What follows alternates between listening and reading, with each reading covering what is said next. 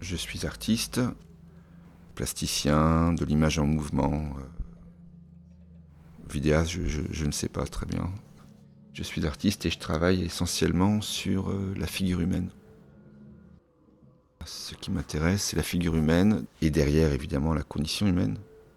Le corps, les corps collectifs, les corps individuels, les masses, la foule, le portrait, le regard caméra. Tout ça, c'est la surface du corps.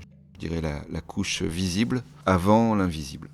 Ce qui m'intéresse, c'est de trouver des modes d'exploration, de déploiement de l'image qui permettent d'avoir des formes ouvertes. C'est des œuvres qui ont une forme d'autonomie, où l'image ne se déploie pas comme elle le fait au cinéma, par exemple, où l'image est dilatée. Il y a un jeu sur des allers-retours liés au hasard algorithmique, mais le but, c'est de s'intéresser à cette surface, à la secouer pour en faire émerger des couches plus profondes ou qui ne seraient pas visibles.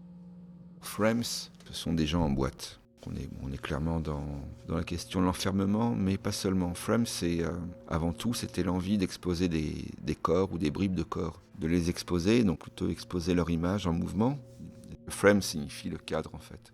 Donc c'était vraiment l'idée d'encadrer des corps. Et est venue cette idée de connecter les corps entre eux, de les relier à une sorte de matrice qui, en temps réel, imprime à tous ces corps un mode de déploiement. Alors chaque image est singulière, chaque corps exécute son propre mouvement, mais tous ces mouvements vont être connectés entre eux dans leur exécution et liés aussi au son. On a à la fois des corps isolés, pris chacun séparément dans sa boîte exiguë, et des corps qui sont hyper connectés. Les lieux de l'enfermement, ils sont nombreux, ils sont multiples. Ils peuvent être physiques, ils peuvent être psychologiques, ils peuvent être symboliques, idéologiques. Ce qui m'intéresse après, c'est vraiment cette dimension chorégraphique. La plastique du mouvement, des mouvements qui sont exécutés.